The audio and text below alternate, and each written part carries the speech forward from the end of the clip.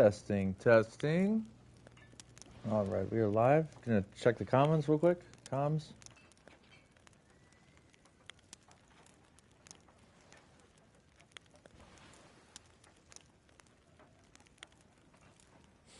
Testing, testing.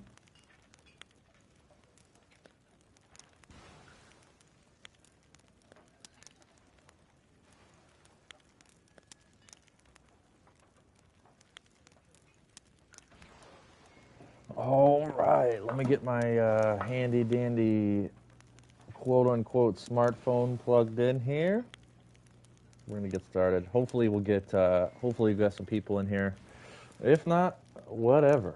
Then we're still educating ourselves while they are not. Welcome back to Beagle Eye Visions. This is going to be an awesome episode. It's going to be a lot of fun. Very excited. I've been looking forward to this for a while now. I need to get it off my chest.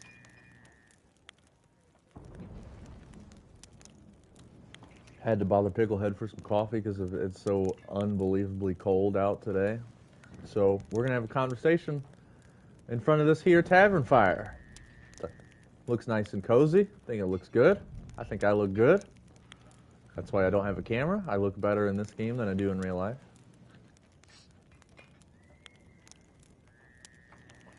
The body shape is pretty similar, although I might have added some pounds this winter. Pretty close, though. Pretty close. I can still hide behind a toothpick, especially since I've been eating ramen and mac and cheese.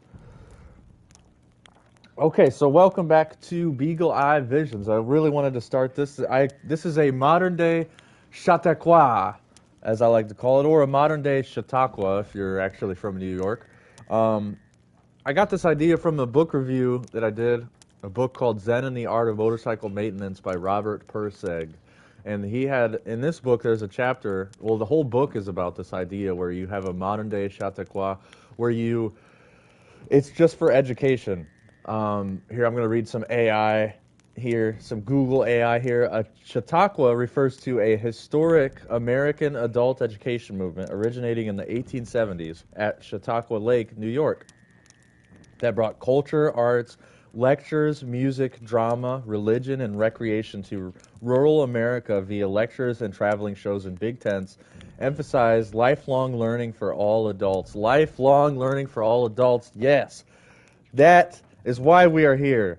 Symbolized by the four pillars: art, education, recreation, and religion. I don't know why they added religion in there. That's kind of a weird one. I haven't done too much research on these Chatauqua movements, but the original Chatauqua institution still thrives while the traveling shows faded with radio, but the legacy continues in places like Colorado's Chatauqua Park. So Colorado has a Chatauqua Park too, apparently. Origin, it started in 1874 by Lewis Miller and John Vincent near Chatauqua Lake, New York, as a Sunday school teacher training camp. The purpose was to provide cultural and intellectual enrichment for ordinary Americans, blending education with entertainment. Edutainment, yeah. That's what, there's another video on this channel. You can look up Prince Whipperwhip Edutainment series. There's only one or two videos, I believe, where Prince Whipperwhip, he does this show right before he does a few songs. He'll talk about where hip-hop came from, and he'll have music. His DJ does they have a little like whole bit for it. It's really good. I highly recommend you check it out, although admittedly the quality is not the best. But it's not about the quality, it's about the education and learning about where real hip-hop comes from. My gosh, it is so cold. I need to get this fire going, but I want to get the book started at least. So the purpose was for entertainment. Famous speakers like Mark Twain and Susan B. Anthony, musical acts and theatrical performances in temporary tent auditoriums. The peak became a massive national phenomenon, directed by Teddy Roosevelt. See, this is where it gets weird. Directed by Teddy Roosevelt. That means government institution became involved in this, and that inevitably led to the decline. Of course, anytime government gets involved, that's the beginning of the decline. Study history. That is an absolute fact. So yeah, they still do it in New York, so that's why it's not a very good educational movement anymore, because if it was an educational movement, if it was a good one, we wouldn't have slavery. Slavery wouldn't exist. But anyways, before we really dive into the book, so the whole point of this is I'm gonna read you guys the book. I'm gonna read you guys The End of All Evil, and whoever wants to jump in the live stream, you guys can jump in, comment. Let's have a conversation. This is what this whole thing is about, and that's why I called it the modern day Chatauqua, and because I'm using technology, right? We're using the internet. I'm live streaming. I'm playing in a video game. I'm playing in Sea of Thieves. I'm at a Sea of Thieves tavern because the fire is warming up my back here. So this is a modern day. It couldn't be any more modern day, right? This is as modern day as it gets. So hopefully I encourage, like, I never say this, but for videos like this, if you guys want to share it, I really appreciate it. Let's get like 10, 50 people in here. Let's get a whole conversation. Let's get people from all walks of life from all over the world into this. And let's start a movement. We don't have to use Sea of Thieves either. We can use another video game. I tried to get people to play Fortnite with me, and we'll have some campfires. We'll go hide in a building, and if people, some flatfoots, want to come up on our building and attack us, then it's self-defense, and then we're teaching self-defense, right? I know it sounds silly, but because it's a video game, but this is use your modern day technology to your advantage. That's what this channel is all about. So, what else was I going to get into? Oh, freedom under natural law. I want to do some event announcements. Freedom under natural law is coming in hot. And this book, End of All Evil, has inspired a lot of people. Inspired a lot of modern minds like Chris Jansen, Derek Bartoluccelli, Brandon Martin. Chris Jansen's podcast is titled End of All Evil because of this book. He got that directly from this book. But I did want to announce the stupid candle. See, it doesn't look good if it's like right there. We got to find a good balance. I like this angle right here. That's perfect. That's literally perfect. Okay, so Freedom Under Natural Law is coming in hot in February 2026, February 21st and 22nd. The event that will spark truth, love, and freedom, ignite heart and minds. Funnel Freedom Under Natural Law 5. You can find the trailer for it on YouTube. Go directly to their website, freedomundernaturalllaw.com, and you can find all the Freedom Under Natural Law 5. All the presenters are on there.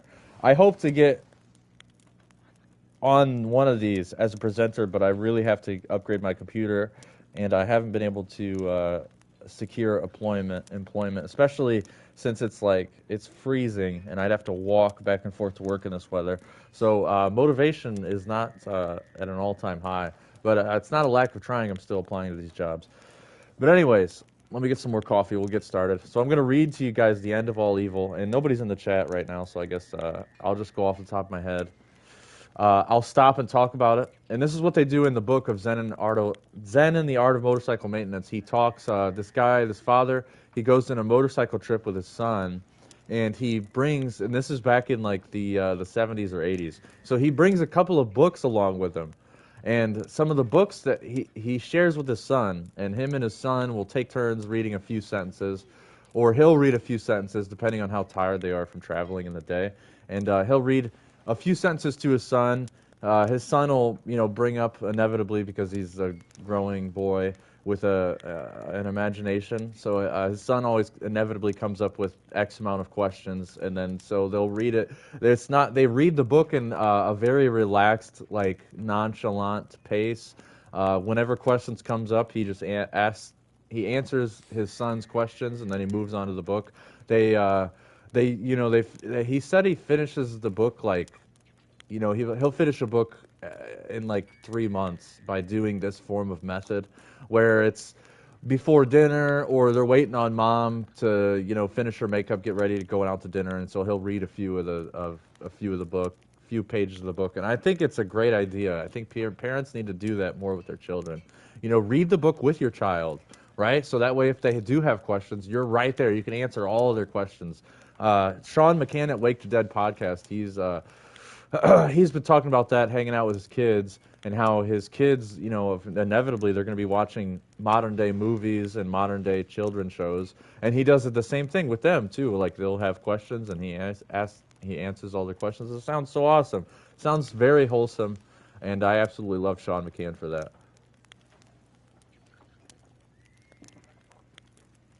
Gotta love that fire. Gotta love it. So make sure you turn into Freedom Under Natural Law. Make sure you RSVP. We're going to get started. I should have brought a bookmark. Okay, so The End of All Evil by Jeremy Locke. We're opening the book here, getting to page 1. Shout out to Chris Jansen. Again, I bought this book and Chris Jansen's new book, which was published this year. Already did a book review on it. Don't worry. Go check it out. No spoilers on the book review.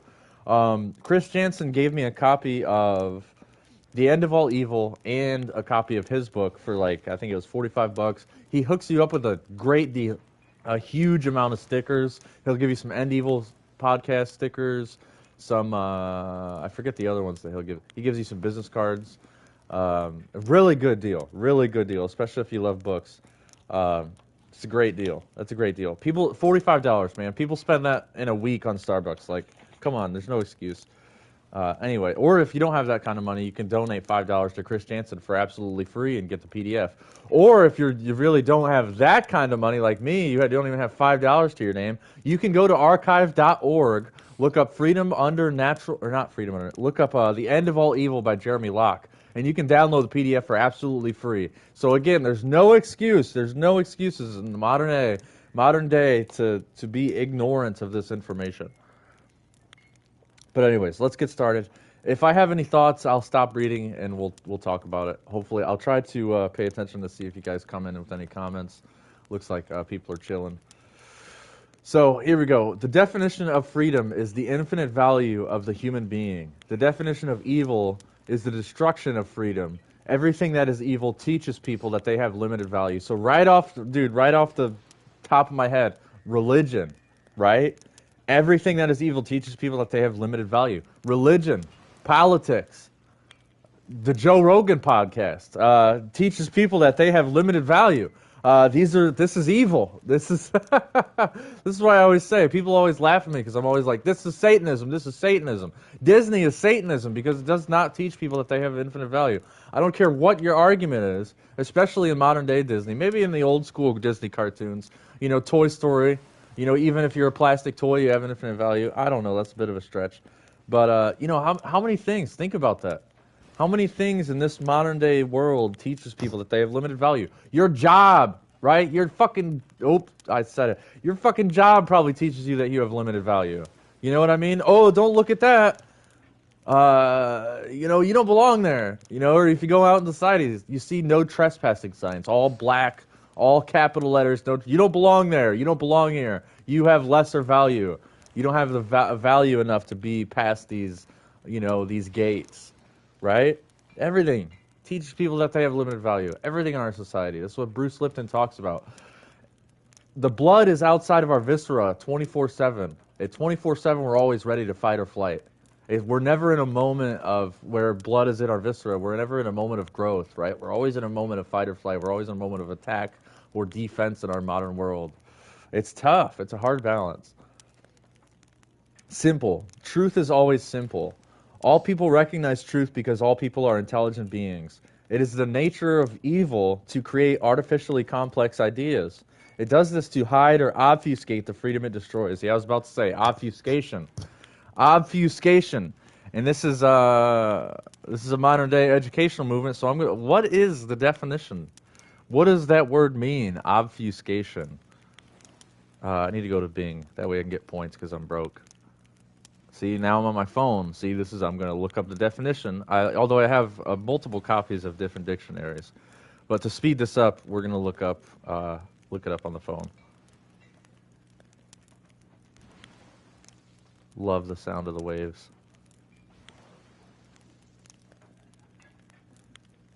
What the heck? Man, Bing has been going downhill. You used to be able to type a word and then the definition, and Bing would give it your own definition, but now it's being weird. The act of obscuring something to make it more difficult to understand is called obfuscation. Lawyers are sometimes accused of obfuscation since legal contracts can be so difficult to understand. Wow, I never heard of that. This is from the vocabulary.com website. That's an interesting definition. It's really, we don't have the time right now, but it's important to look up different definitions too. So that way you can get a wider understanding of what the word truly means. You can get closer to the truth.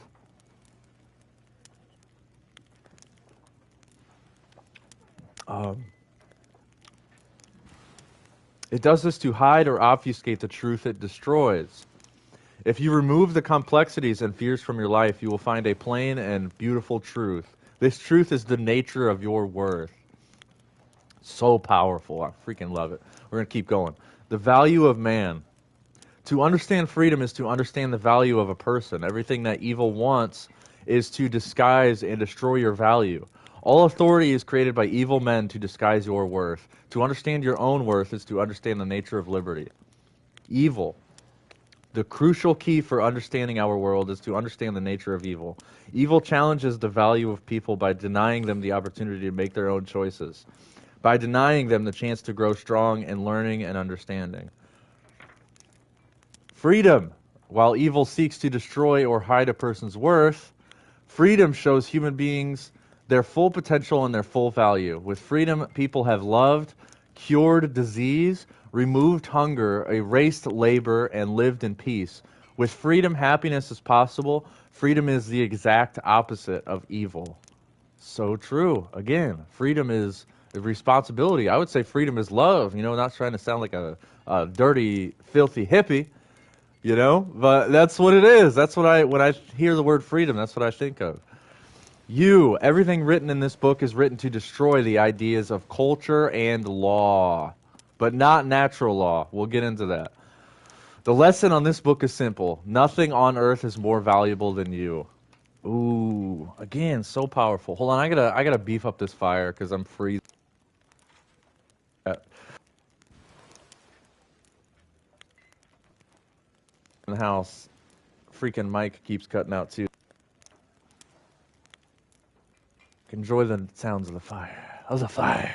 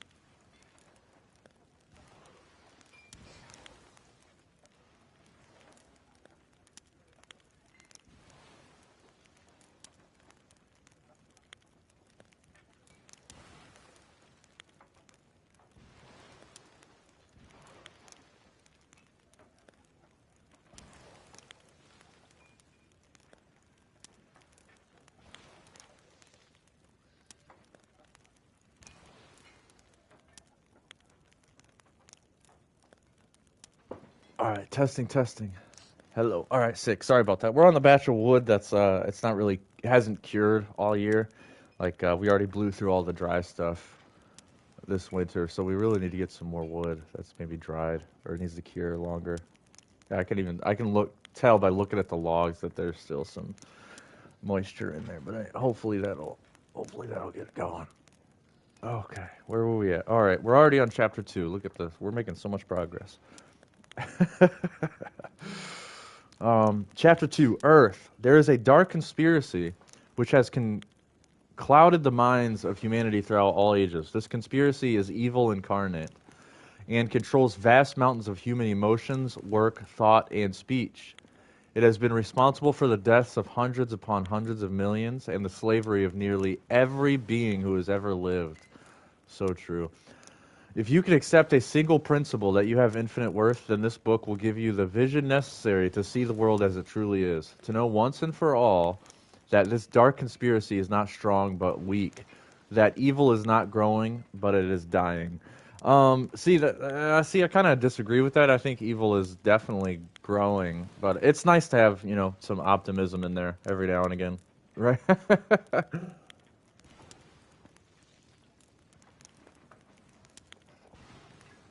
People keep supporting Disney and these mega churches, freaking psychopaths.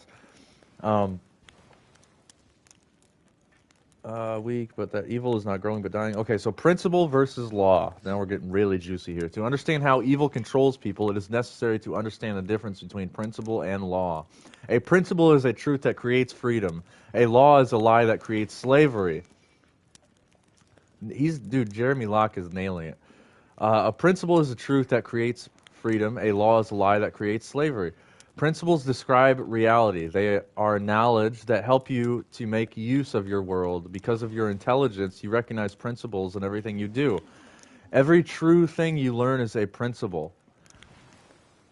The movements of your hands, which foods taste good, mathematics and empathy for a friend are all based on principles. Okay, now that's another word. Let's look that up. What is the definition of a principle?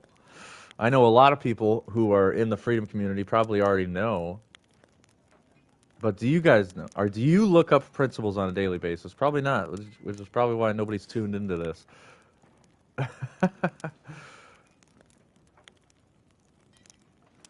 Okay, so a principle is a fundamental truth or proposition that serves as the foundation for a system of belief or behavior for a chain of reasoning. And then for an example, it gives the basic principles of Christianity. Now I'm going to look up the etymology of principle.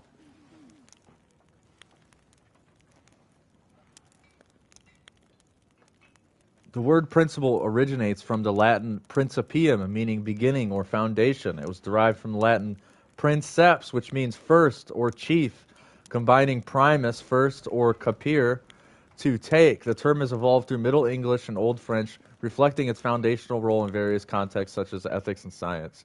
So, Cubbyhole Podcast talks about this. I have a whole playlist on this YouTube channel. I highly recommend you check it out. Cubbyhole Podcast talks about the etymology of principles. It's first things first, right? It's first things first. It's that simple. And remember what this book said. What did it say at the first chapter? When we go back, truth is always simple. So many people try to obfuscate the truth to try to make it. People always tell me. I just had a conversation last week where somebody's like, Henry, why is everything black and white with you? It's like, I see color. I see color in the world. We live in a beautiful world with color. But as far as, truth goes, it's either the truth or it's evil. It's really not that complicated. I love quoting the Jurassic Park scientist. It's really not that complicated. Freaking shout out to Henry in Jurassic Park. He's an awesome scientist. Well, I think in Jurassic World he kind of loses it and gets too greedy. But that's a whole other rabbit hole. Anyways,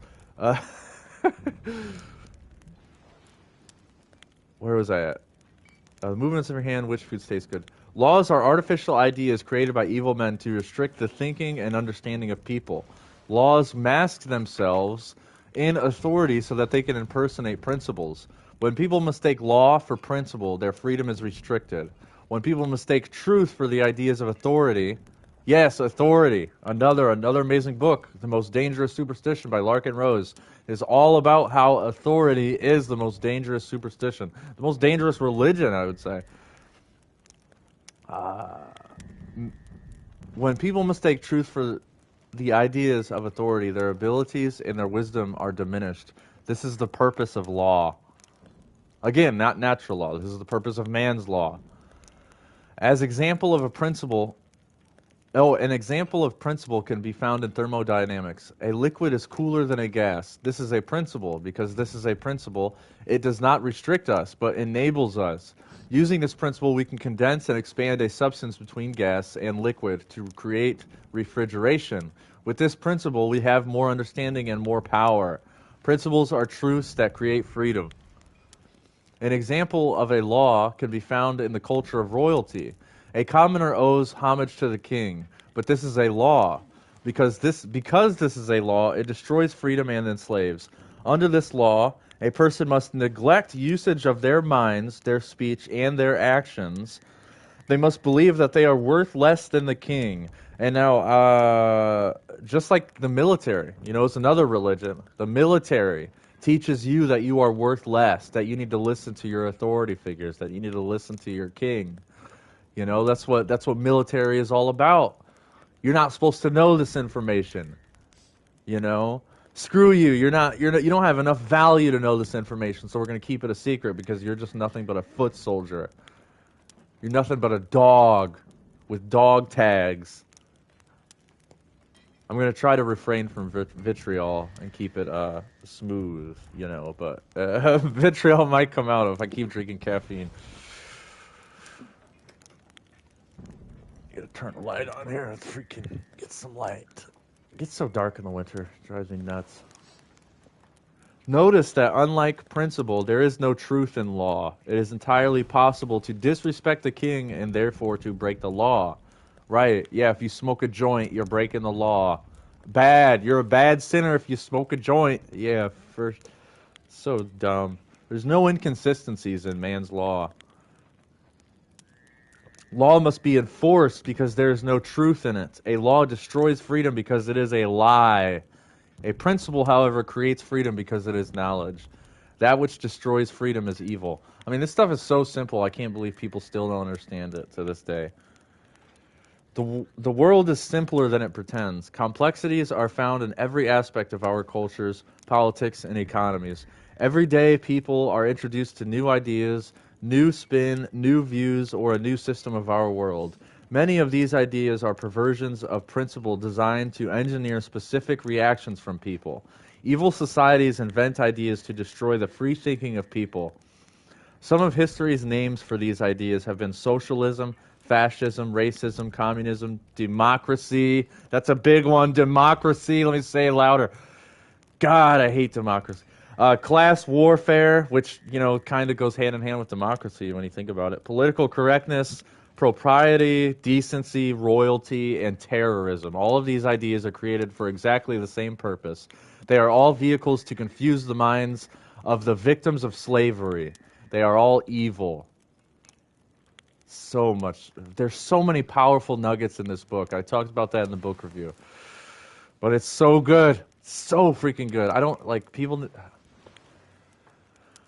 understand why people just keep their heads in the sand. I mean, it hurts me. It hurts my soul. They are all evil. You are capable of understanding everything in the world around you. Your intelligence is not limited. Distortions and complexities are introduced into your understanding so that evil men can control you. Evil wants you to believe that you are incapable of understanding your own world. When you understand the magnitude of your own worth, evil will fail. There are two principles relevant to understanding the concept of intelligence. The first is simplicity. The principle of simplicity states that intelligence recognizes truth. When any truth is presented in pure form, all people are capable of understanding it. There's no truth that you cannot learn. This is the principle of simplicity. The intelligence recognizes truth. The second principle is the principle of obfuscation. Obfuscation is the distortion of principle.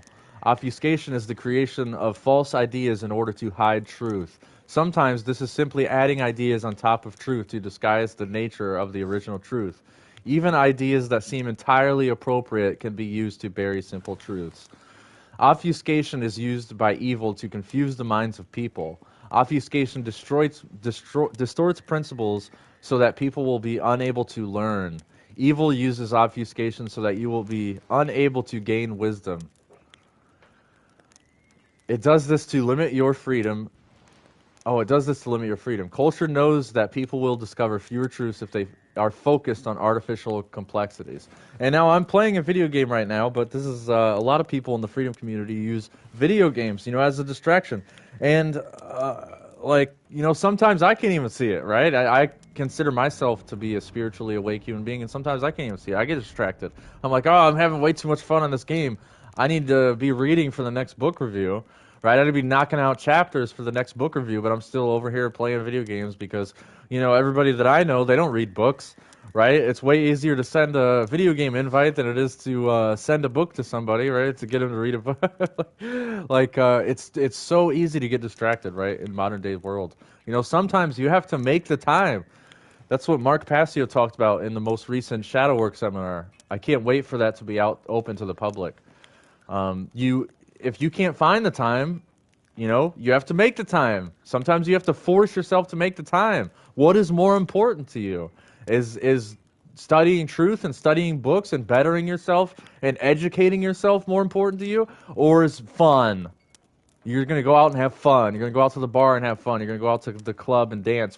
I know people who don't even drink who still go out to the club just to dance, just to go out and have fun. They're not reading books. They're not in the living room with their daughter, hanging out kicking it with real angels, like Atmosphere says.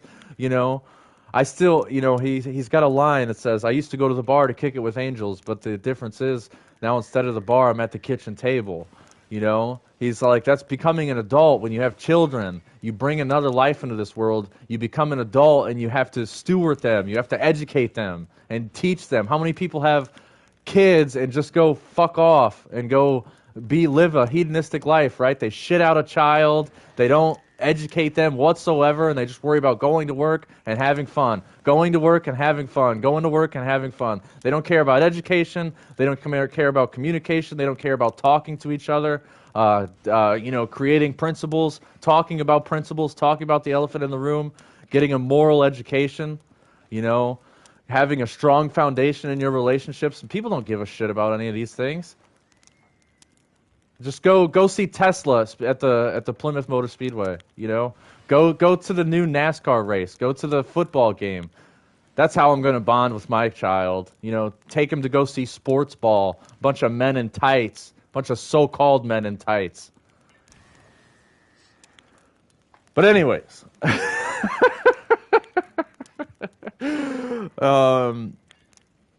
lost my spot. Thermodynamics. That which destroys freedom is evil. Terrorism. Okay, there we go. You are capable of understanding everything in the world around you. Your intelligence is not limited. Distortions and complexities are introduced into your understanding so that evil men can control you. Evil wants you to believe that you are incapable of understanding. When you understand the magnitude of your own worth, evil will fail. It's that simple. It's that simple. It doesn't need to be any more complicated than that. There are two principles relevant to understanding the concept of intelligence. The first is simplicity. The principle of simplicity states that intelligence recognizes truth. When any truth is presented in pure form, all people are capable of understanding it. There is no truth that you cannot learn. This is the principle of simplicity. The intelligence recognizes truth. The second principle is the principle of obfuscation. Oh, I already read a lot of these. We'll keep going. The second principle is the principle of obfuscation. Obfuscation is the distortion of principle. Obfuscation is the creation of false ideas in order to hide truth. Sometimes this is simply adding ideas on top of the truth to disguise the nature of the original truth. Yes. So many people do this. They add ideas on top of ideas on top. But who will build the roads if we don't have government? How are my kids going to take the school bus to school if we don't have government? And that's what obfuscation is. You're complicating very simple problems. Who's going to work at the grocery store? The same people that work at the grocery store now if we don't have government, if we don't have unions. People still need jobs. People still need groceries. Farmers still are going to create foods. We're all human beings. We still need food. Whether we have government or not, we're still going to need food. Like, people are like, who are going to build the roads? How do I get to work? like the same people build the roads now, private corporations. Like, hopefully not private corporations. Hopefully like some local guys who are going to get in there and do the job right so the roads actually last. The roads they build nowadays don't even last a year. Obfuscation used by evil to confuse the minds.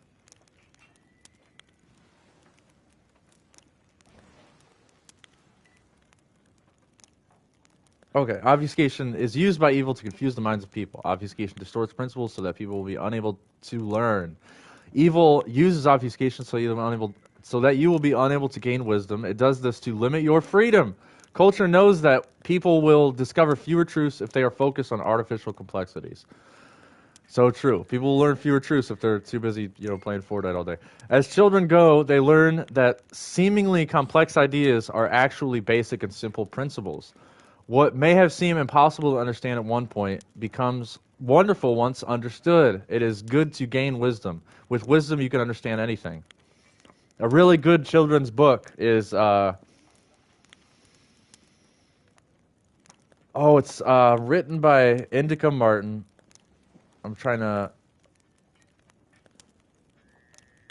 give to nature and nature will give to you. Look it up. Fantastic children's book. It takes these kind of, seemingly complex ideas, boils them down to very, very simple principles. And this is Beagle Eye Vision. Sorry about the beagle noises. Your search for knowledge will become easier for you. as you shed any notion of your own inferiority. Evil uses obfuscation to make people feel inferior. You are not inferior to other people. You are not inferior to ideas. You have infinite worth. So good. Oh, I'm out of coffee. Son of a gun. All right. Let me keep going here. Love this fire. Who you are. As a human being, you are very special. You are unlike the minerals, the plants, or the animals of Earth. Nothing commands the abilities of intelligence like you. Nothing else has such complete and total ambition to satisfy dreams. Nothing else has the desire or the thirst for knowledge that you possess. You are a human being. There is no limit to your nature. There is no end to your capacity for understanding or for happiness. As a human being, your life is not subject to any will except your own. You require no permission, favor, or license to learn and grow. Anything that you desire can be yours. People naturally seek happiness in their lives, and the most common and deepest desire is for the love and strength of our families, of their families. Everything you do enhances security, peace, and prosperity for yourself and those you love. Your ability to create these things from the desires of your heart is properly defined as faith. With faith, you will find joy in every walk of your life. And that's not faith in religion. That's faith in yourself as an individual with infinite worth. Whoa, hey, messing up camera there. Okay, faith. Faith is the courage to test ideas for the truth. With faith, people discover whether ideas are true or false. With faith, people learn principles. I'll be right back.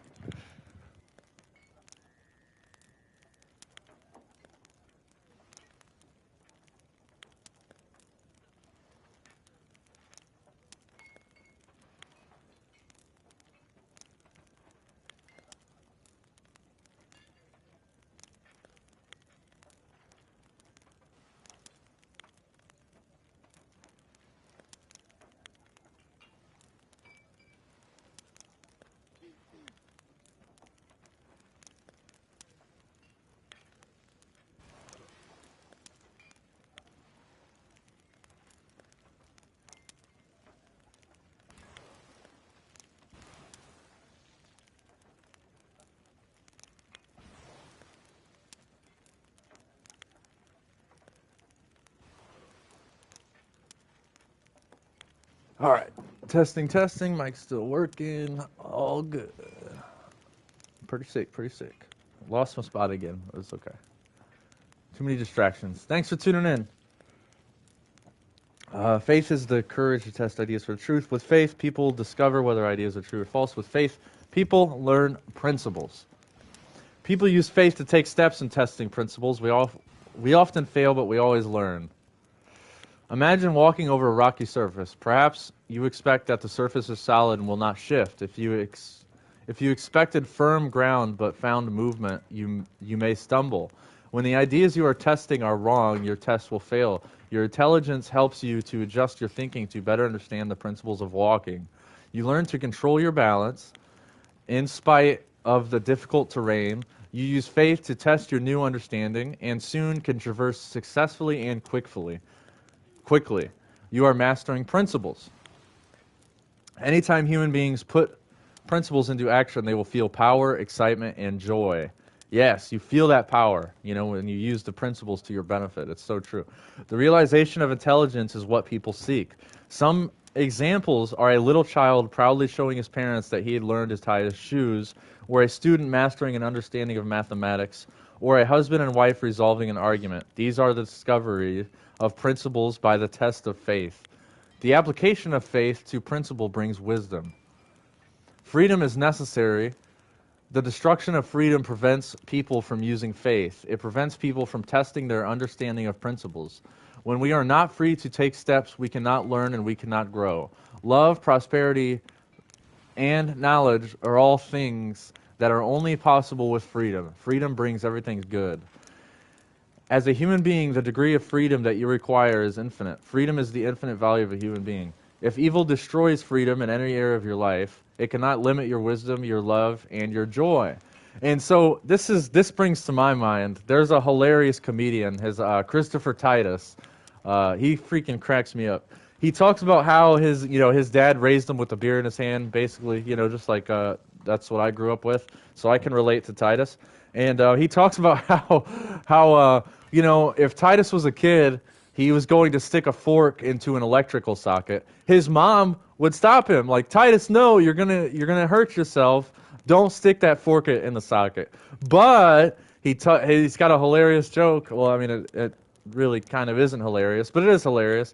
It's good to laugh about these things where his dad holding a beer, he's like, hold on, honey, let him stick that fork in the socket. And he gets zapped, of course, but he learns as like, bet you won't, Titus's dad gets in his face, is like, bet you won't do that again, will ya? And it's like, this is how it's kind of weird to learn that way, but it's like, that's how kids learn. Kids learn by playing with each other and playing outside and, bruising up their knees and hurting themselves. This is how they learn. This is how they learn not to hurt each other too.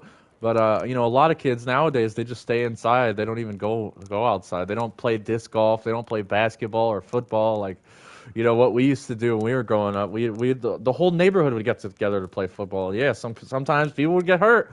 It's it's part of the game, and you learn next time how to avoid getting hurt. It's literally how you learn. It's a part of life.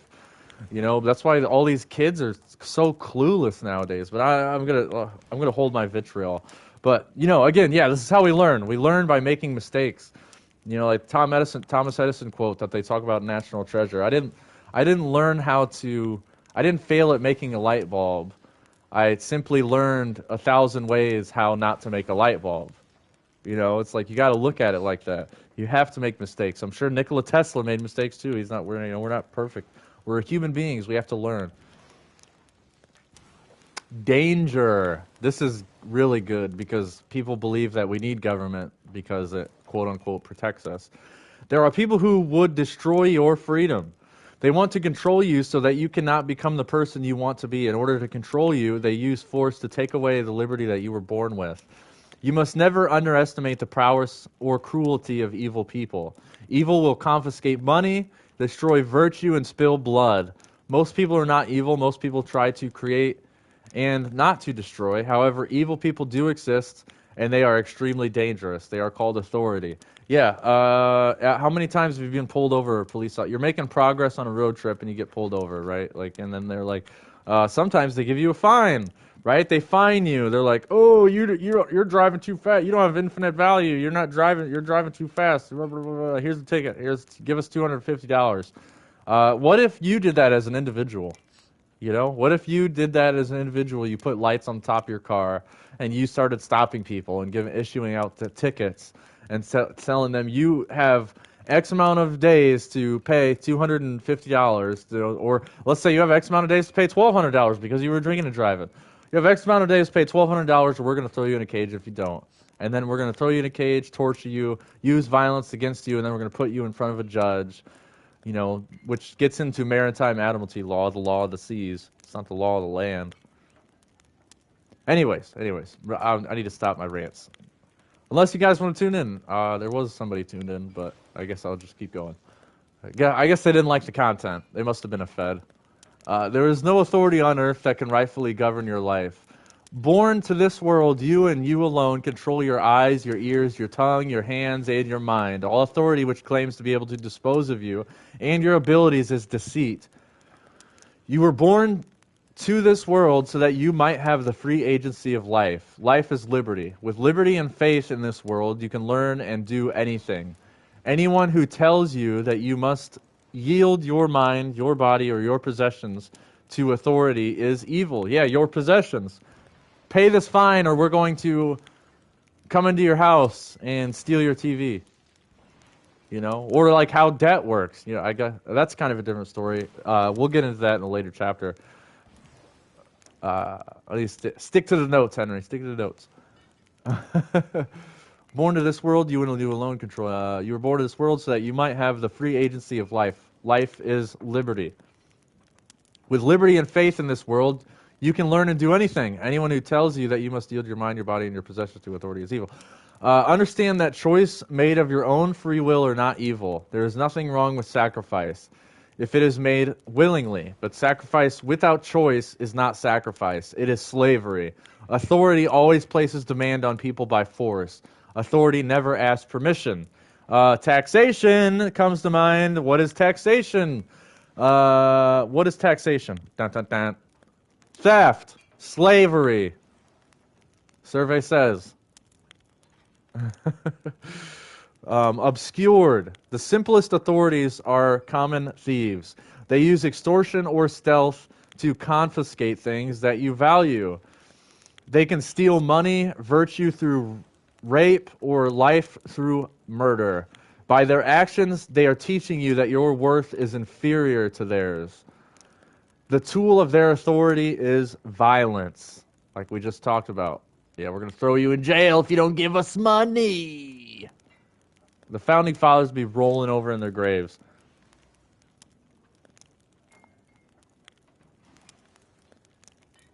Tool of their authority is violence. There are other far more powerful authorities in your everyday life. They are dramatically more dangerous, more profitable, and more subtle. They teach you through distorted ideas that you are not capable of worthy of living free. Authorities teach that other people can manage your life better than you can. Yeah, so does law. Law also teaches people that law can manage your life better than you can. Or religion, God can manage your life. Go to church every Sunday because you have no idea what the hell you're doing, you filthy heathen.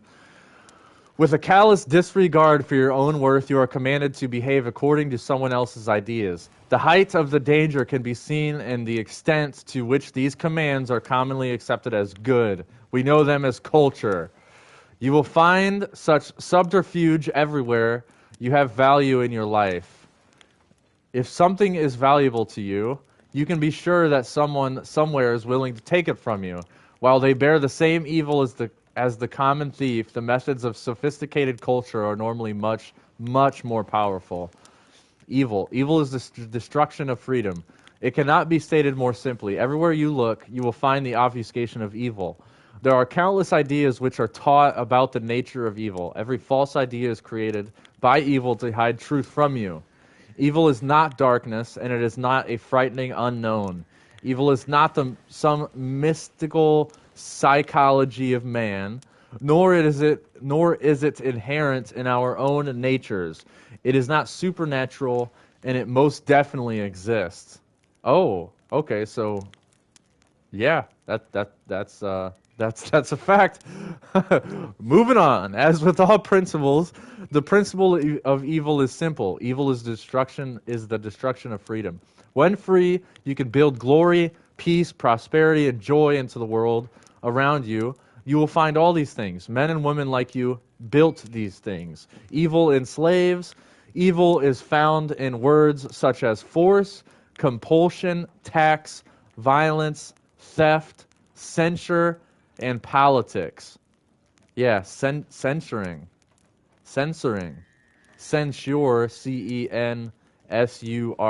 I'm adding censoring too.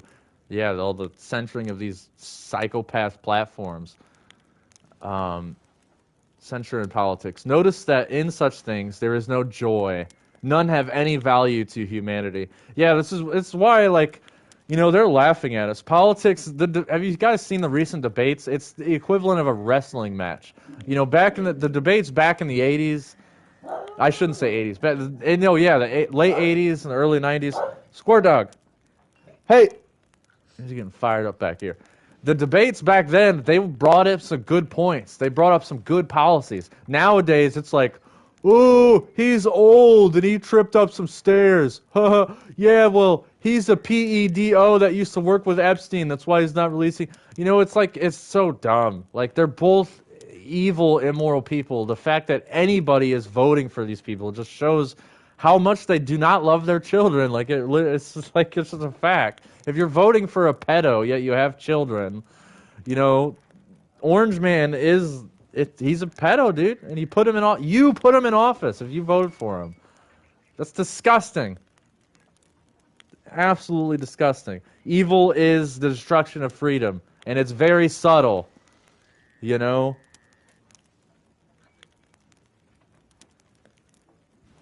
Control. Evil seeks to be a master over you. Evil wants you to be a slave. What we consider as real Squirt. Squirt. This is why I have to have my mic setting on the lowest.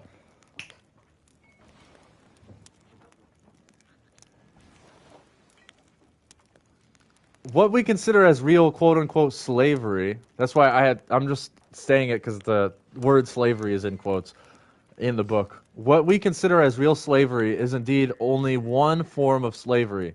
The African slaves in the United States were compelled to work and toil for other people's benefits. Their lives were mostly controlled for the benefit of the master, but they had some very limited freedoms. Some were able to create distinct traditions and maintain families. They did their best to build joy into their lives despite the tyranny wrought upon them. Because they were in control of portions of their lives, were they free? How much freedom does a person deserve? How much freedom can be destroyed before we recognize that it is evil? Slavery is not the concept of totality. Slavery exists wherever the freedom of man is destroyed. Theft and bullying are slavery. In history, African natives, Jews, and many others have experienced lifelong slavery, and we all still do. The ultimate slavery is murder. Slavery stops people from being able to make choices for their own lives. Everything that restricts your mind, your movements, and your speech is evil. Slavery is found in both the partial and complete destruction of freedom. Evil compels you to behave in manners that do not benefit you or those that you love. Culture and law exercise overwhelming force in the name of propriety and public good. They destroy freedom and put human lives in other people's control. So freaking true. All right, I'm going to try to get to like 2 hours, but my stomach's starting to growl since I am a human being. This is how you know I am not AI. This is a real voice with real dogs barking in the background. So we're getting to Chapter 3. Chapter 3 is titled Authority. Chapter 3, Authority. Now I sound like Derek Bartolocelli with all my rhymes and reason. Chapter 3. You were born to this world with sovereignty over your mind and over your life. Your abilities to think, to feel, to learn, and to love are your liberty. In you, these capacities are infinite. You have infinite worth. Evil seeks to destroy your liberty.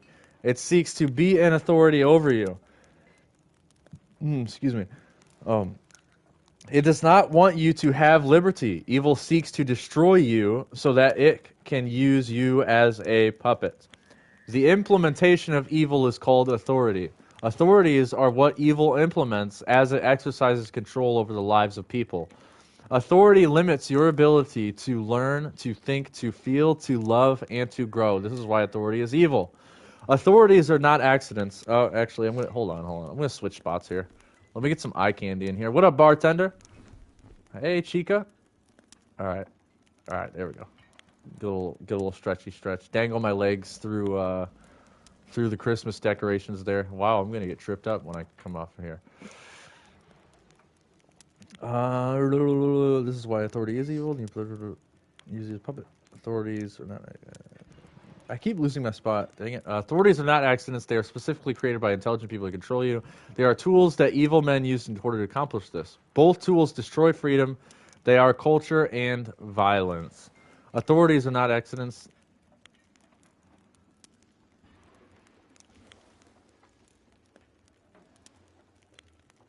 Okay, I'm just going to keep going. Authorities are not, sorry if I keep losing my spot. Authorities are not accidents. They are specifically created by intelligent people to control you. They are both tools of evil that use to make us order to accomplish this. Both tools destroy freedom, that are culture and violence. Each of these tools of authority have weapons which are used to attack your liberty. The weapons of violence are theft, imprisonment, torture, rape, and death. The weapons of culture and law and the control of speech. Evil is implemented by force in the lives of people. Evil wants you to obey its authority. It uses the weapons of violence on everyone who will not obey. It uses the weapons of culture to sustain whatever obedience it manages to achieve. Oh, sounds like a volcano's going off. Luckily, we're safe in the tavern. Violence. Your physical body allows you to exercise principles over every aspect of reality. With it, you have the tools necessary to interact with the physical world. Physicality greatly enables you. It is a gift of pure freedom. People obey authority when they are subjected to violence. Violence threatens your physical body. Oh, son of a... Hopefully I can jump right back in the same server. Due to inactivity, brother, I just jumped right back in there.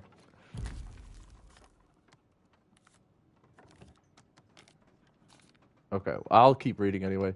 It threatens people who obey authority when they are subjected to violence. Violence threatens your physical body. It threatens your interaction with the physical world. People who are subjected to violence are compelled to obey because they want to protect the freedom that their bodies brings to them. Pain and mutilation limit your ability to interact with your world. Death destroys your freedom completely. The lie of tyranny is that you will maintain the freedom of life by obeying authority. The choices it offers you are a lifetime of obedience or death. Evil is the master of deceit. The objective of evil is not violence, but obedience. Perhaps the purpose of violence is to compel obedience. Its design is the destruction of freedom. Don't freaking kick me this time. Rare, why are you kicking me, bro? I'm just hanging out in the tavern. I'm not inactive, you freaking turds. The lie of tyranny is that, oh wait, people obey authority. It threatens your interaction with the physical world. People who are subjected to violence are compelled to obey because they want to protect it. Death destroys your freedom completely. Right. The lie of tyranny is that you will maintain the freedom of life by obeying authority. The choices it offers you are a lifetime of obedience or death. Evil is the master of deceit. The objective of evil is not violence, but obedience. The purpose of violence is to compel obedience. Its design is the destruction of freedom, whether submitting to authority and obeying or allowing it to destroy you physically, you will have lost your freedom. The only way to maintain freedom is to fight tyranny at all times, at all costs. Absolutely. Let me get a good angle. There's no good angle in here, is there? Go up to the... She's eyeballing us. She's eyeballing the camera. It's kind of creepy. Perspective. The cultures of Earth offer their people different moralities. Perverted definitions of good and evil are found everywhere on the planet. In one culture, a thing is prosper, and in another it is taboo. In one culture, a word is egregious, in another it is not. All right, we have another definition. What is the definition of egregious? Because I kind of don't know. I kind of have an idea, but this is what the modern day Chatauqua is all about. Egregious, outstandingly bad, or shocking, from Oxford. In another, it is not. Criminal acts are defined entirely differently in opposing cultures. When an authority is established amongst people, evil is either... Oh, we're going to keep going. Evil is either obvious to see or nearly impossible to see, depending entirely upon whether or not you are a part of this culture. Even though few people are able to recognize the oppression found in their own cultures, culture is still oppression. Most people question in horror how an average German soldier could himself participate in the murder of Jews. Most people question in horror how millions of average people under the umbrella of communism could bring their brothers certain death at the hands of police. The examples in history are more than plentiful. They exist in every culture ever designed. Culture maintains a death grip upon the nature of man. It is not true that history's villains misused authority. The truth is that they followed the object and design of authority perfectly. Tyranny is always disguised as culture and law. Yeah, the system is not broken. It's working exactly how it's designed to work. It's working flawlessly. Authority principle. The authority principle describes the behavior of people who live under the rule of law. The authority principle shows that people obey anything and anyone that they believe is an authority. Though the who, the why, and the what have changed in history, the behavior of people is the same. They obey. When people are taught that obedience is principle, they obey. When they are taught that the source of worth and knowledge is found in another person rather than in themselves, they obey. This is the rule of law. And it teaches people that their will is subjective to the will of law and those who control law. And again, bringing up back to the bad parenting thing. How many of us grew up on the idea that do as I say because I said so, without any reason, without any logic behind that statement? Just do as I say because I said so, because I am your authority figure. You know, parents don't look at themselves as stewards. Parents look at themselves as owners. I own you. I own my child. You know? And it's like, it's so far from the truth. And this is how people are raised. You know, generation after generation after generation is taught that our parents own us, right? This is why people are stuck in arrested development. We don't have people that are growing up and, you know, raising themselves. I mean, that's a part of slavery too, right? Everything's so expensive. It's so hard to get a car. It's so hard to live on your own. I lived on my own. I think there was 1 year I did it when I was like 21, or no, I think I was 21. I think I was just turned 21, or I was 22. I was going from apartment to apartment, living in apartments that was like closest to my job, and then sometimes I would have to get a new job that was so many miles away. I had to take the bus. Like, it sucks. None of it is fun. You know, you're exhausted from work. You barely can afford your apartment. You know, you're eating ramen. Dude, it sucks. You know, I don't blame people for living with their families at all. You know, but it's like, are you communicating with your family? Are you like, you know, for Thanksgiving I had a frozen pizza. That also sucks, right? Like, I didn't get to eat with anybody. It was so weird. But anyways, lost my spot again. Most people question in horror. Oh, the authority principle. But yeah, that's how we are taught. You know, listen to me because I am your authority figure. I listen to me because I own you. It's ridiculous. People don't think. People don't stop, drop, and think about how they're raising people or what their words have value. You know, they say that in the Fallout show. You know, your words have power. That's what old Betty White said in the Fallout TV show, or I forget that evil character's name. But again, those characters in Fallout, Vault-Tec is evil, but it's not like blatantly obvious. It's really subtle, like what this book says. The book's telling us evil can be subtle, or it could be so painstakingly obvious that we don't even notice it. Examples of authorities are governments, bullies, mafias, thieves, and kings. People obey authority in their lives either out of fear or violence. Man, so true. Either out of fear or violence, or because culture conditions them to accept obedience as prosper and good. Authorities always use both tools. Most successful authorities do not have to use violence as often because of the strength of their cultures. Both culture and violence is enforced authority. Under authority, people have obeyed law to the atrocities of history. The murders, raping, and looting under chieftains, kings, emperors, communism, and Nazis were not perpetuated by small groups of men. They were performed by thousands and even millions of peoples, just like government. You can't point to government and say, that one person is government. You know, the president, that one person is government. It's hundreds and thousands of people who are raised with horrible, stupid dolts of parents. Like, you know, it's like parents who are raising their children to listen to me because I said do this because I said so. You know, they were performed by thousands and even millions of people. These people would not have committed such egregious evils on their own. If a random person had commanded them, they would have refused. Yes, exactly, like the example I said earlier. If I had a car and I put my light on top of a car and started pulling people over, how many dumbass people would actually stop their car? You know what I mean? They'd be like, oh, this guy's undercover. I'm in like plain clothes. How many stupid people would actually... That's how conditioned people are. They're conditioned to be that enslaved. They're conditioned to obey authority to that level. You know, I don't even need a gun. Just put that light on top of your car and start pulling people over. I bet you can get some money out of them too. You know, like, oh my gosh, so ridiculous.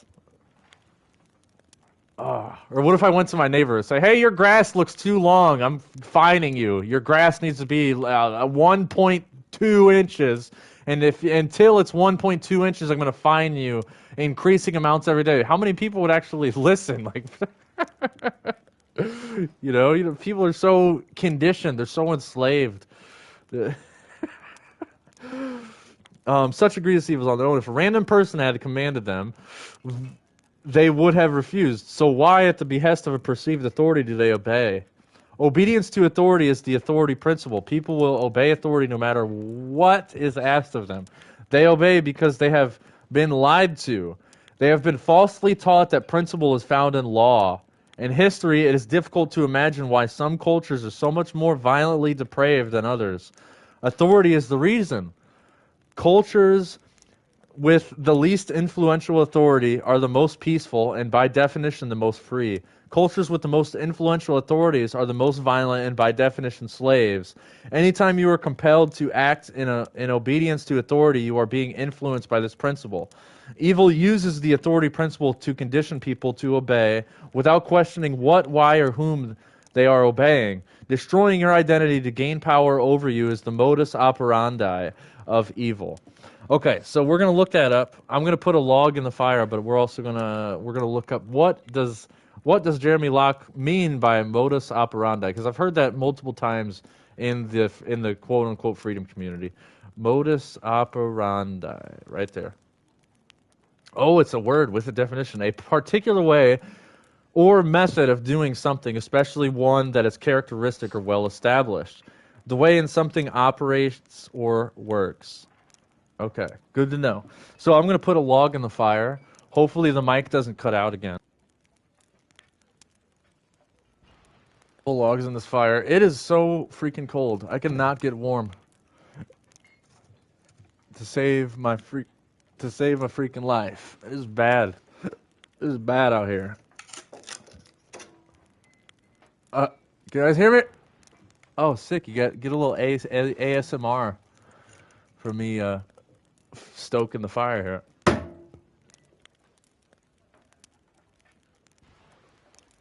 And I lost. Testing. We here? Test. Okay, sick. All right, let's keep going. Hope you guys are enjoying this. Hopefully there's going to be some more people. Actually, let's go sit on the roof. I'm going to be a fiddler on the roof.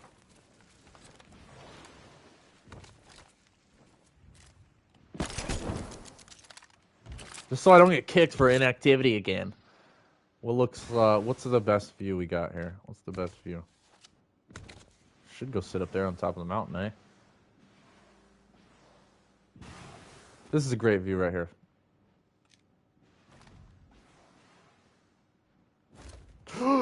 Oh, ow, that hurt. Dang it, give me that view back.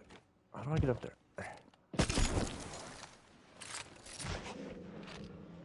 That is not how it's done, Squirt Dog. That is not how... I swear I'm a pirate Oh my gosh. Oh no! I don't know where to get more ammo from here. Alright, we'll go to the ship.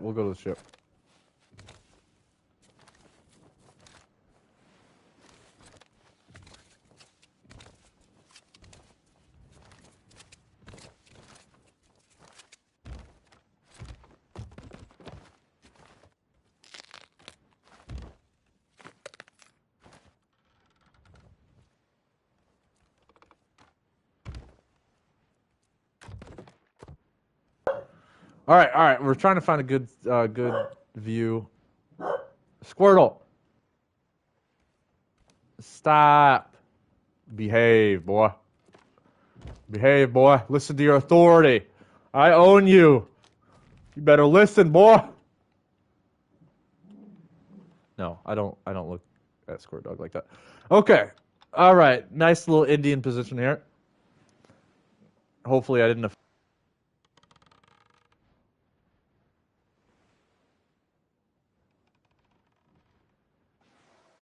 Testing, testing, testing. All right, we're in here. Back to the end of all evil. Thank you for joining this modern day Chatauqua. Chatauqua. We'll see how far we get. Like I said, my stomach keeps growling. I'm gonna probably have to make some mac and cheese or something. Tyranny is disguised as culture and the law. Everything that evil seeks is the destruction of freedom, to destroy the value of people. The pattern of tyranny is simple. The object is to enslave the minds of the people by creating a culture of obedience. To gain the obedience of people, there is a process that must be taken. The process is the pattern of tyranny. War. Before an authority can be established, war must take place. War is the implementation of violence. It is the tool that evil uses to establish authority. All of history's wars have occurred because of a desire to implement a new authority over people. On the smallest scale, this occurs via a process of threat and acquiescence. Such is the behavior of bullies, thugs, and mafias. On the largest scale, it occurs in violent, multi-year battles, such as the behavior of nations and empires. Now, that's another good word, acquiescence. What does that word mean? It's a really good, I understand it's a really good Oasis song. And I know there's a lot of Oasis haters. But I still love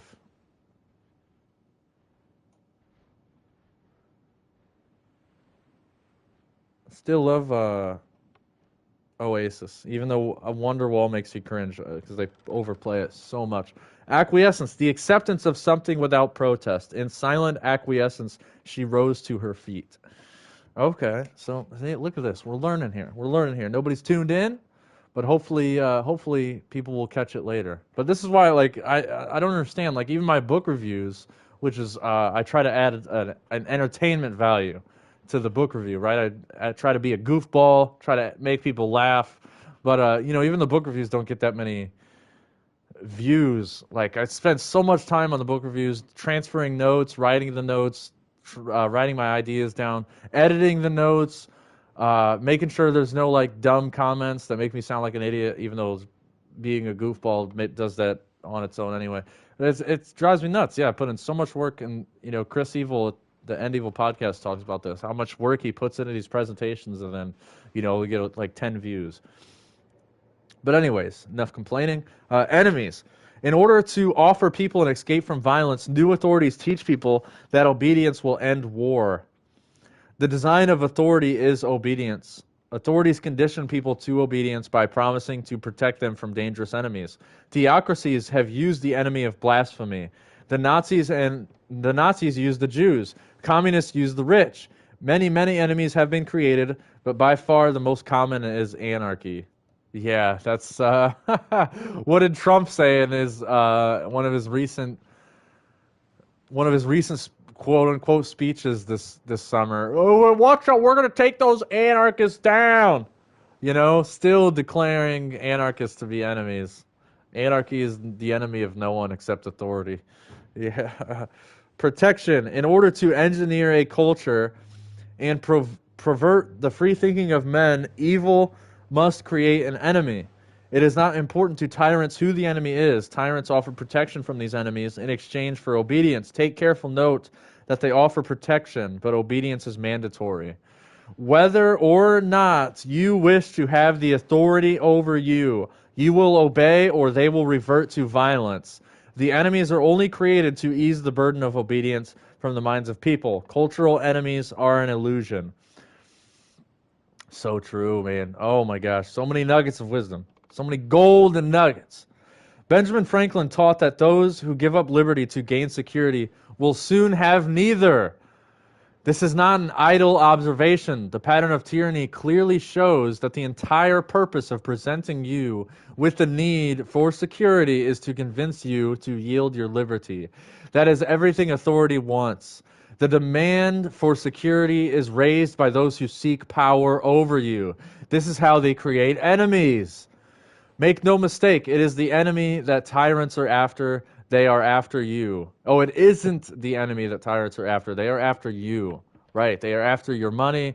As long as you are enslaved, you are under control, that's what they are after. They're not after the actual false enemy that they developed, like Convid. You know, you guys remember the scam-demic? Create an enemy. Hide in your house. We will protect you. Take this sauce. Get the inject. Don't know if I could say that. You know? Go to your doctor. Trust your doctor. Trust authority. Stay in your house. We will protect you. You are under our control. Stay in your house. It's for your safety. Do not gather in large groups. Do not go to public restaurants. If you go to the grocery store, put a mask on your face. Do not stand near anybody. 7 feet, 7 feet, 7 feet. We are your authority. You know, it's total BS. Create this enemy. Make the slave believe that there is an enemy, that the enemy is greater than the true enemy, which is government and authority. You know, obfuscate the true enemy. But people still don't see it. You know, people are still blind, eyes wide shut.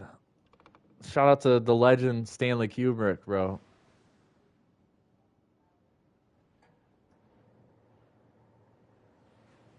Lost a spot again. Okay, protection, culture, enemies are an illusion. Benjamin Franklin taught, this is how they create it. Make no mistake, it isn't the enemy that tyrants are after, they're after you.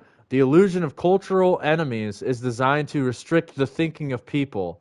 It is designed to convince people that the real enemy is not the evil that rules over them, not the authority that rules over them, not the rules, not the taxation, not the the BMV. None of those guys are the enemies. They're just minor inconveniences so we could have protection, right? Yeah, keep believing that, you dolt. The enemy is not the evil that rules over them, but some imaginary demon that would some imaginary demon that would do harm, right? The jinn, the DGINN. Watch out for those jinn, the demon that would do harm to them. This is the lie of tyranny. It requires your obedience in order to save you. Obedience is mandatory, right? Tyranny is disguised as culture and law. God, it's so simple. A child could understand it. Social proof. As people begin to submit under the duress of violence. And okay, so that's another word that people largely don't know. I say that on the Crazy Life Stories podcast all the time. People need to understand these words. When an officer arrests you, they don't say you are under arrest. They are saying you are under duress. They're disguising their authority through protection by saying, and what is duress? Well, what is the definition? Threats, violence, constraints, or other action brought to bear on someone to do something against their will or better judgment. And then right after that, it says law. To constrain illegally, exercise to force someone to perform an act. What is taxation, right? What is every time you get pulled over? Constraint illegally exercised to force someone to perform an act. Every time you get arrested, you are under duress. Every time you go to court, you are under duress.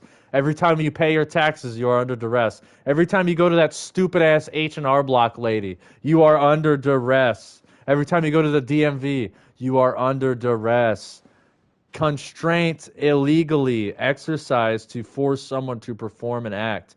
Forcible restraint or imprisonment. You are under duress. I know this says illegally.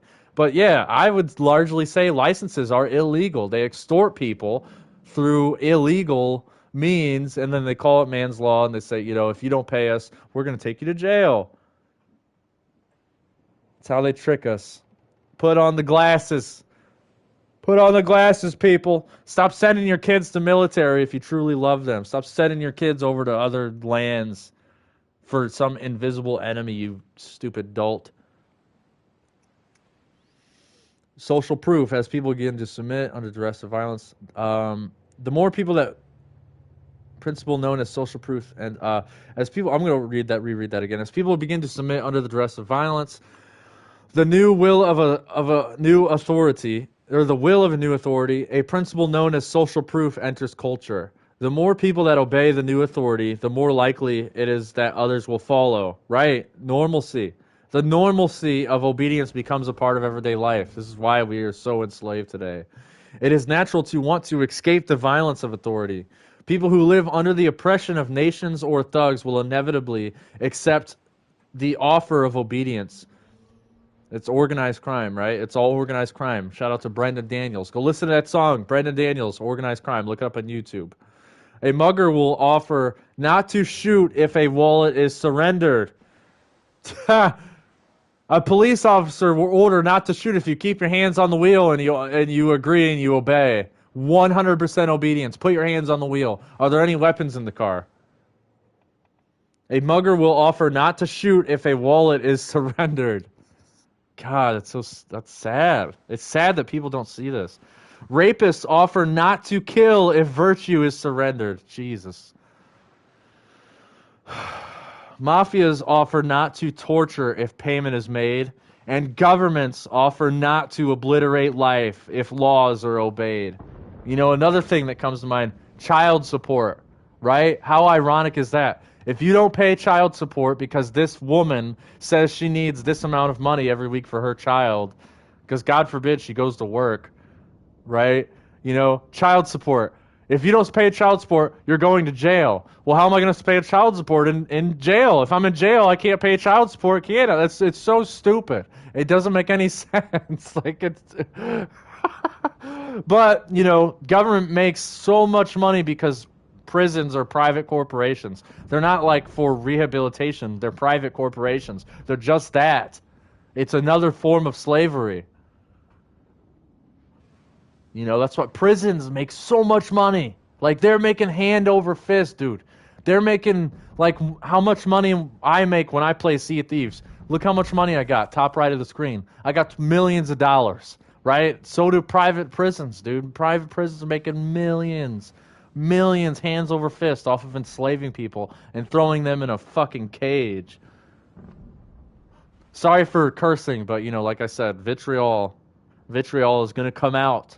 This is a modern day Chatauqua. I'm talking to adults here. I'm not talking to children. It is natural to want to escape. I already read that. The offer is sweetened with the illusion of enemies. When a person faces certain pain or death on one hand, or protection from an enemy on the other, the will to remain free will eventually break down. Law. Laws are decreed and written to legitimize obedience.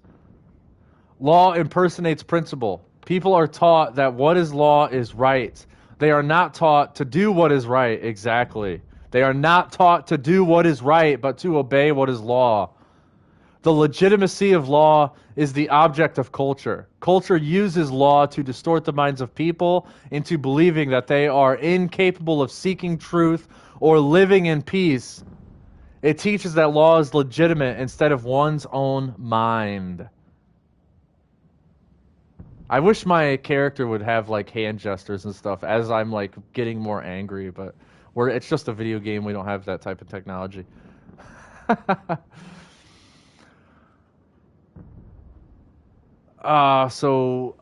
Incapable of one's own mind. Control of speech. What is that? Like, what's going off? Is that... Yeah, ooh, look at that beautiful volcano. This game is freaking gorgeous. Freaking absolutely love it. Love it, love it, love it. Control of speech. The most fundamental weapon of culture is the control of speech. While history has shown violent examples of this weapon, it exists in every culture as the code of propriety. The objective of the control of speech is making sure that those who are compelled to bend to the will of authority never gain the courage to look back. Right? Never gain the courage to stand up for themselves. Right? Because if you defend yourself against an immoral police officer, what are we faced with? What are the consequences that we are faced with? Because we live in an unjust society. We live in an insane society. So if you defend yourself from a police officer, chances are your punishment is going to be tenfold. And that's the thing. If you defend yourself from somebody who is trying to rob you, you're going to get punished. Because we live in a backwards, upside-down clown world society, like what William Ramsey says. We live in a freaking clown world. The will of authority is to never gain the will of authority is to never gain the courage to look back. In order to maintain obedience, culture demands that everyone is enslaved and forces its will upon those around them. It teaches people to call their recalcitrant neighbors weird or insane. It teaches people to call their recalcitrant neighbors weird or insane. I had to say that again. Don't listen to that guy. He's weird. Don't listen to that guy. He gets angry. He's insane.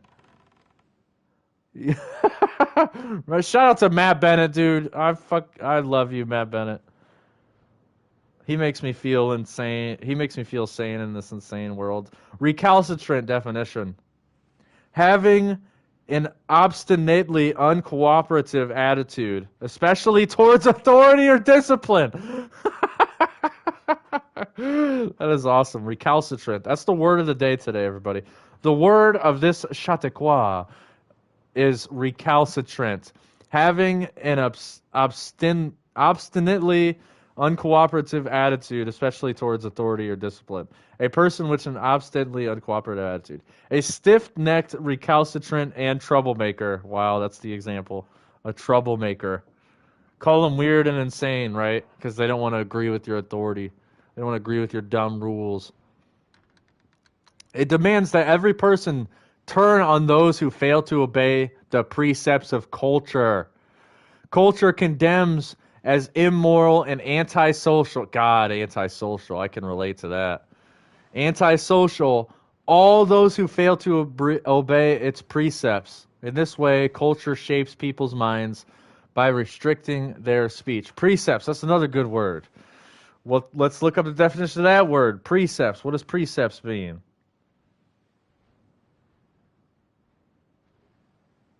Precepts. Precepts.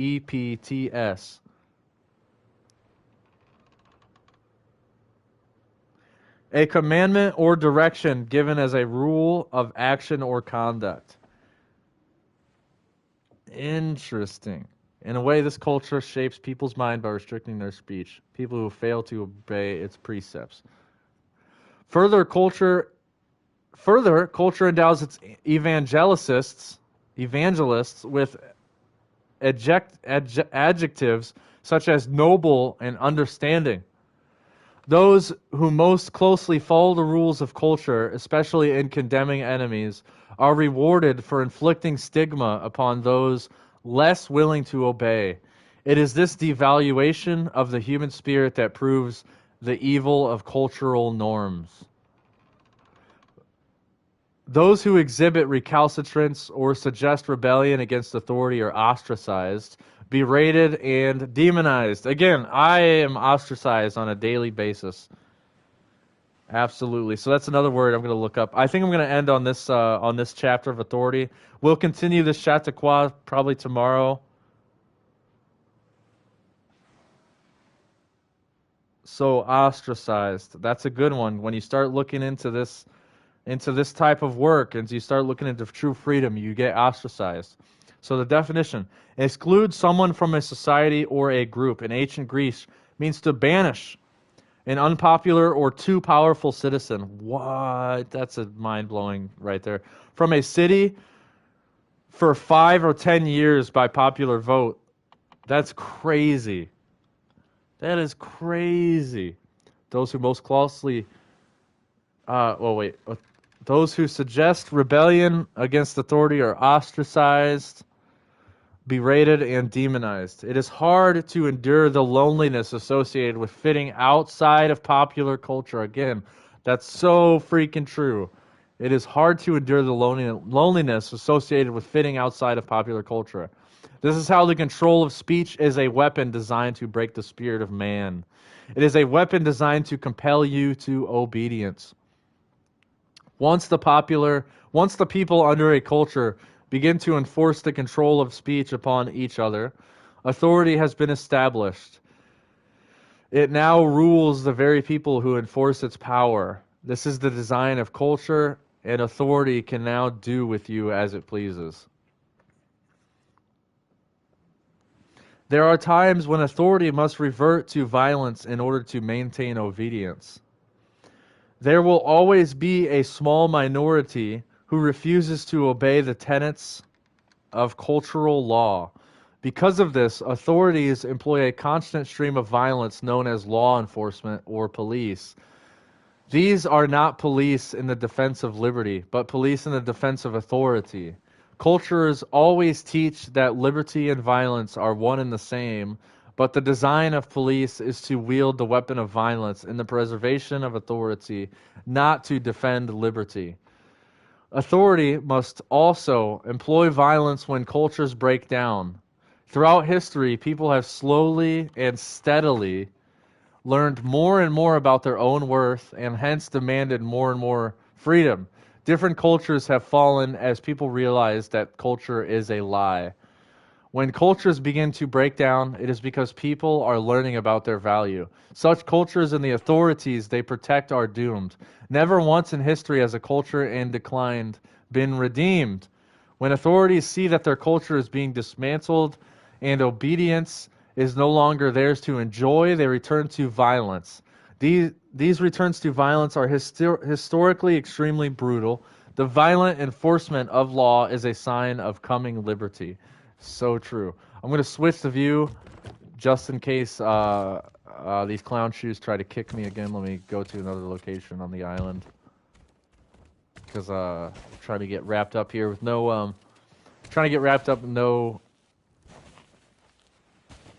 interruptions. Let's go hang out at the Gold Hoarders.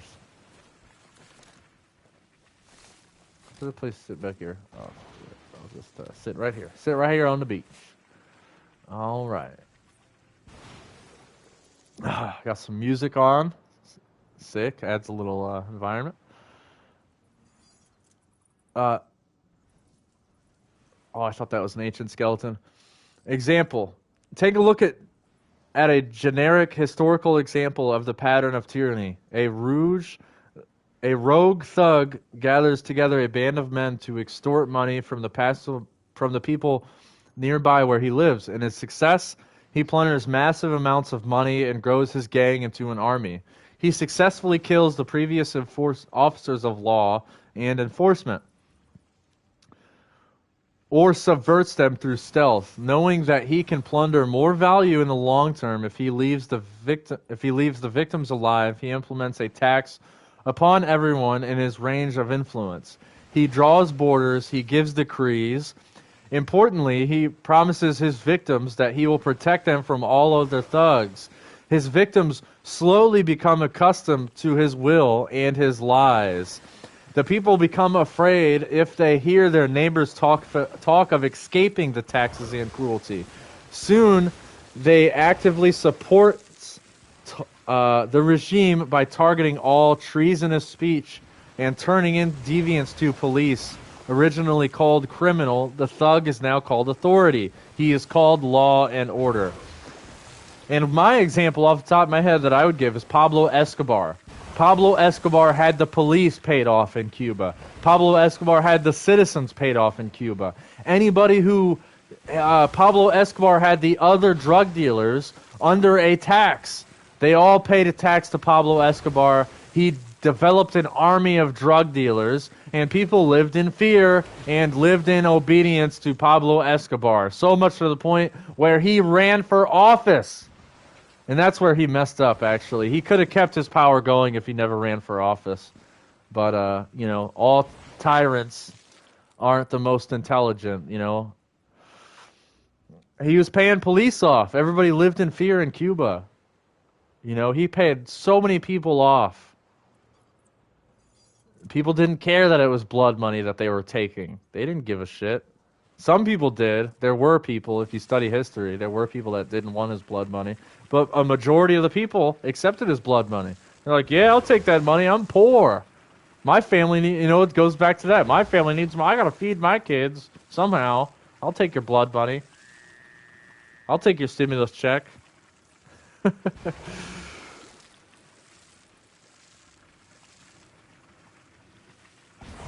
Yeah, again, people don't study history.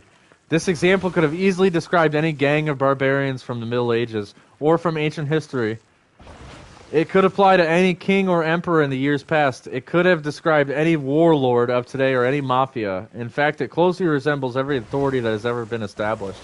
Again, another warlord psychopath that gained power was gained power from government's authority is another mafioso, Al Capone. Right? And how did they bust Capone? They busted him from not paying taxes, right? That's how they sent him to jail. Again, another example of how a tyrant, government was tyrant too. They were both tyrants.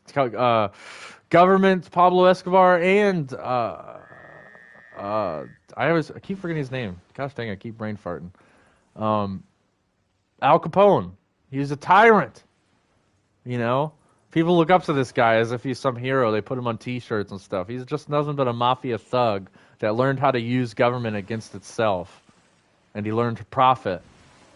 Right? Because this is how evil men prosper. This is how evil prospers. They prosper from other evil tyrants. It's like government. Government created this restriction. We're going to make alcohol illegal for your protection. Right? Your quote-unquote protection. Here's this arbitrary man's law that is now, if you drink alcohol, according to government, you are now deemed an immoral person, and we can send you to jail.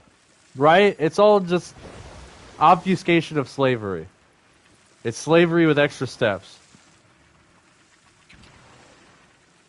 It could be disguised as any warlord today or any mafia. In fact, it closely resembles every authority that has ever been established. Once people are conditioned to accept the notion of authority, they normally obey without thinking. The object of law is obedience, and the destruction of freedom is found in the blindness of the obedience. The authority principle shows that even when a person would normally believe an action to be wrong, if ordered by an authority, they still will perform it. The establishment and exercise of authority over people is called the pattern of tyranny. Let's see. Okay, I'm almost wrapped up with this chapter here. In history, it is easy to follow this pattern through history. Adolf Hitler created an enemy of Jews. Early on, German culture was manipulated, and Jews were condemned as dirty and greedy, a people odd because they keep to their own kind. Soon, the culture was in place where people were chastised for defending Jews. People who demonized them were championed. Speech was then controlled. Next, Adolf Hitler made Jews into full-fledged enemy. Another example, going off the top of my head, is when people were helping slaves become free. People were helping slaves get off the plantation. Anybody who was helping a slave was deemed an enemy. Anybody who was keeping runaway slaves and bringing them back onto their plantation was giving a badge and called a police officer. Given a badge and called an authority figure. They were giving a job to keep people enslaved, giving a job to collect the runaway slaves and bring them back to the plantation, so that the tyrants who own the plantation can still continue to prosper.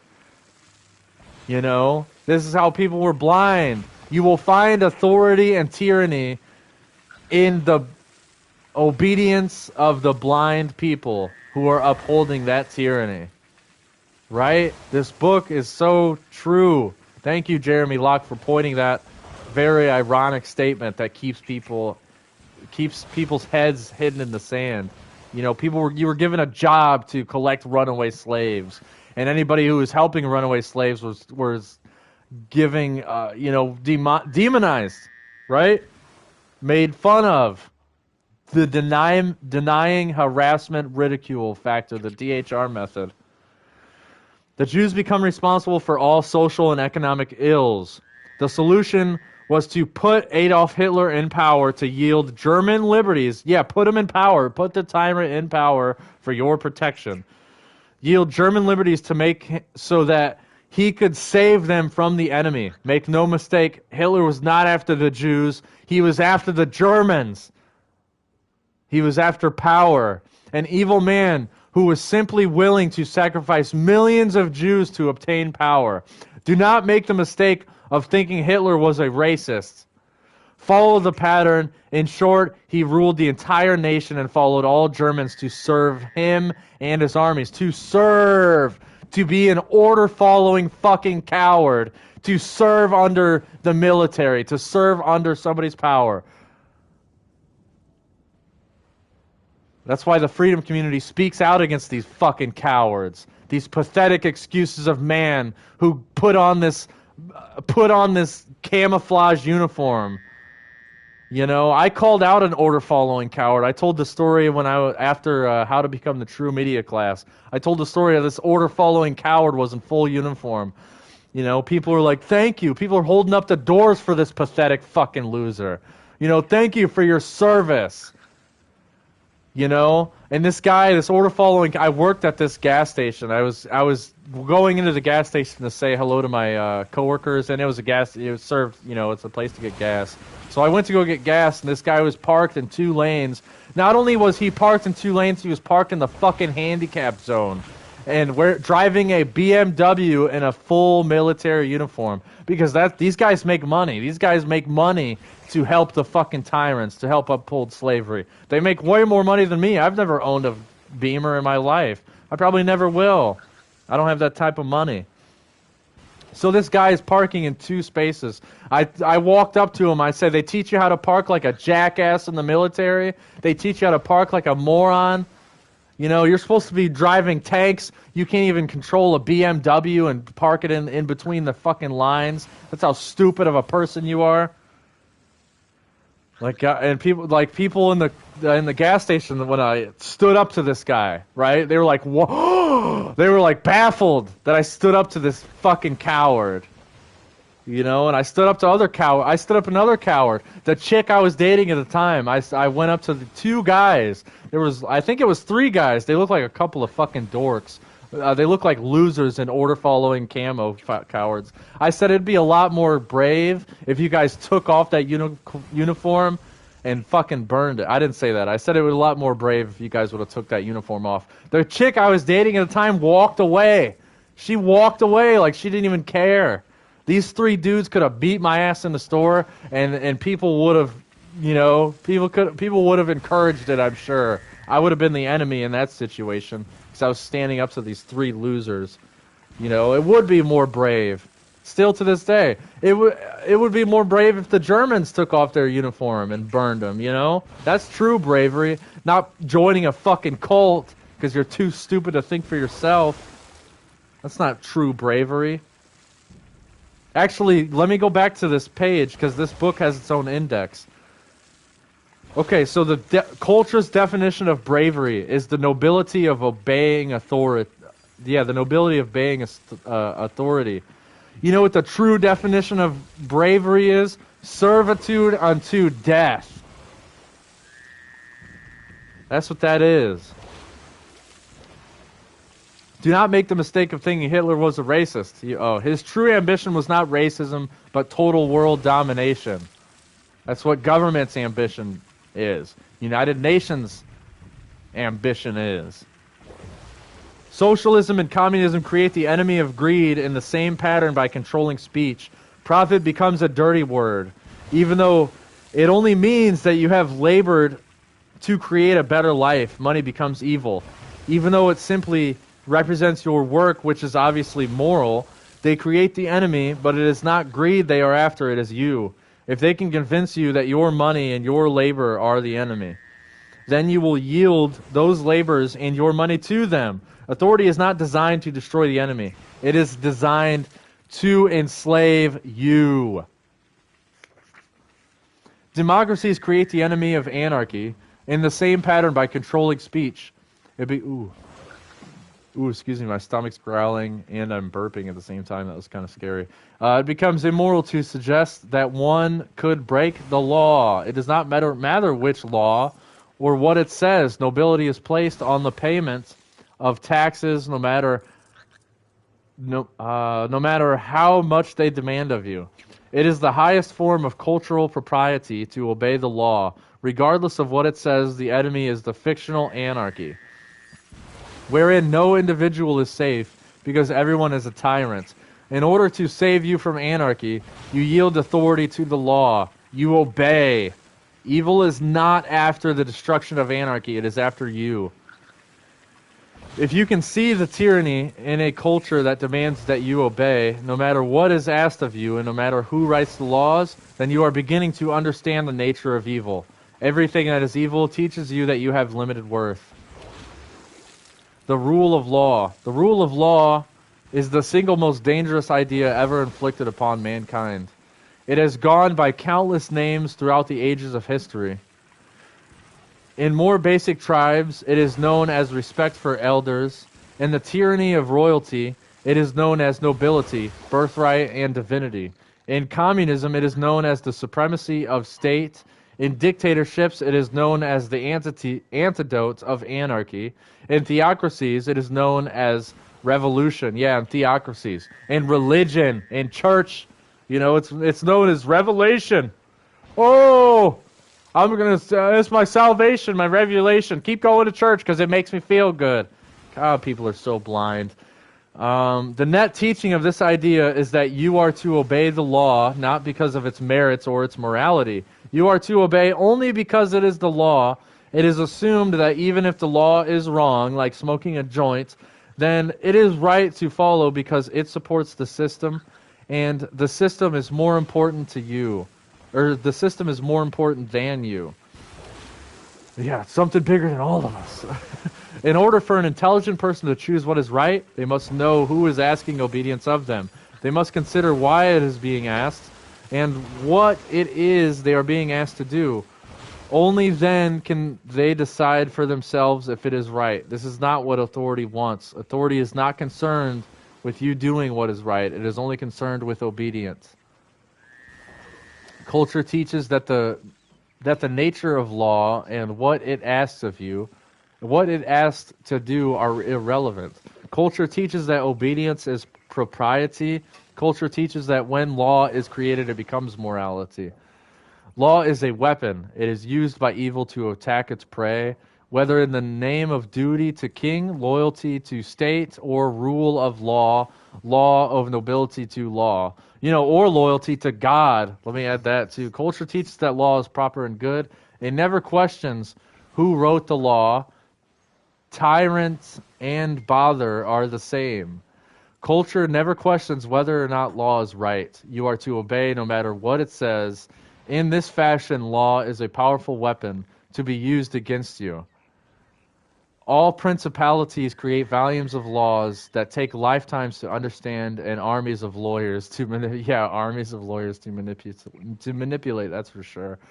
All of those things are weapons and in the hands of the powerful, which they will use at your expense.